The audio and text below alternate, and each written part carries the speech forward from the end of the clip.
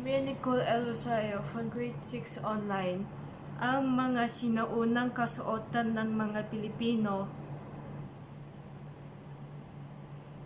Barot saya. Ang barot saya ay isa sa pinakakilalang sinaunang kasuotan ng mga kababaihang Pilipino.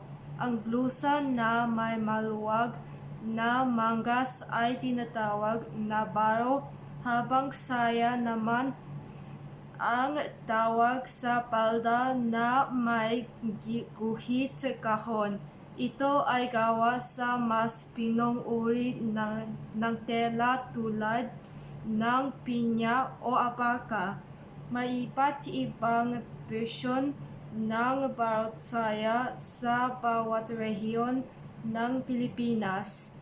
Kilala rin ito bilang Maria Clara, terno, patadyong at traje de mestiza. Bahag. Isa sa mga pinakaunang kasuotan ng mga lalaking Pilipino ay ang bahag. Ito ay isang uri ng tapis na ipinupulupot sa baywang upang itago ang kanilang pipadyong parte ng katawan. Makikita ito sa mga katutubong pamayanan tulad ng Ifugao, Kalinga at iba pang pangkat etniko sa Cordillera.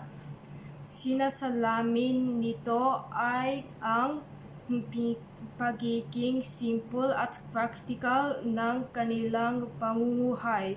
Ito ay isang simbolo ng kultura at tradisyon ng mga katutubo. Malong. Ang malong ay isang tradisyonal na kasuotan ng mga Muslim sa Mindanao. Ito ay isang mahabang tela na ginagamit bilang palda, palabal o maging kumot. Ito ay bahagi rin ng kanilang relihiyosong tradisyon.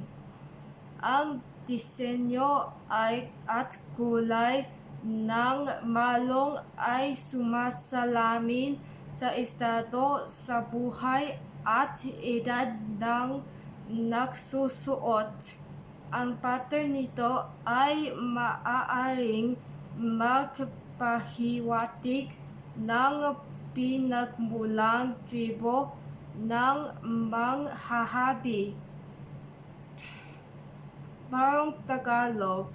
Kilala ang Barong Tagalog bilang pambansang kasuotan ng mga lalaking Pilipino. Ito ay gawa sa magaan at manipis na tela tulad ng abaka, jusi o pinya.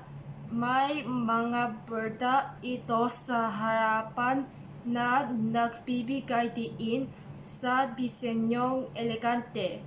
Madalas ito sinusuot sa mga formal na okasyon gawa ng kasal, binyag at mga seremonyong pang-estado. Noong panahon ng mga Kastila, sinusuot ng mga Pilipino ay barong sa ibabaw ng kanilang suot na kamiseta bilang simbolo ng kanilang ranggo sa lipunan. Sa panahon na yon, ito ay sumisimbolo ng dignidad, pagiging makabayan at pagiging tunay na Pilipino. Patadyong. Ang patadyong ay isang uri ng kasuotan ng mga kababaihan sa Visayas at ilang bahagi ng Luzon.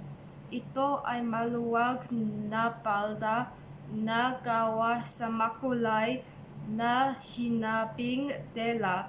Maaari itong isuot pagkasimpleng palda o ginagamitin bilang palabal o panyuelo.